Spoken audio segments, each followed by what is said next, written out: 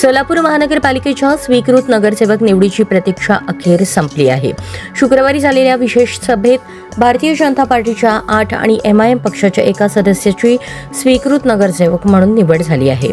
महानगरपालिकेच्या सार्वत्रिक निवडणुकीनंतर पार पडलेल्या पहिल्याच आमसभेत ही प्रक्रिया पार पडली. सभागृह नेते नरेंद्र काळे यांनी भाजपच्या वतीने उमेदवारांची यादी वाचन करून दाखवली, ज्याला महापौर विनायक कोंड्याल यांनी मंजुरी दिली. भाजपचे 8 स्वीकृत नगरसेवक याप्रमाणे: रोहिणी तडवळकर, अक्षय अंजिखाने, मनीष केत, वृषाली चालुक्य, श्रीनिवास डायमा, रुद्रेश बोरामणी, ऋषिकेश मेहत्रे, ज्ञानेश्वर मॅकल.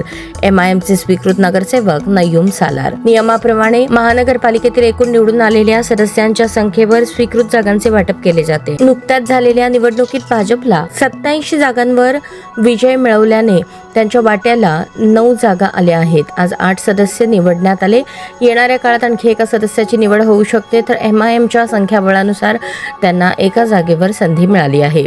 निवड झालेल्या नूतन सदस्यांचे त्यांच्या संबंधित पक्षांच्या नेत्यांनी, कार्यकर्त्यांनी आणि पदाधिकाऱ्यांनी जल्लोषात स्वागत करत अभिनंदन केले. विविध क्षेत्रातील अनुभवी चेहऱ्यांना संधी देऊन भाजपने शहराच्या विकास कामांना गती देण्याचा प्रयत्न केल्याचे राजकीय वर्तुळात बोलले जात आहे. महाराष्ट्र राज्य मराठी पत्रकार संघाचे अध्यक्ष, सोलापुरातील BR न्यूजचे संचालक मनीष केत यांना भारतीय जनता पार्टीने स्वीकृत नगरसेवक म्हणून संधी दिली आहे.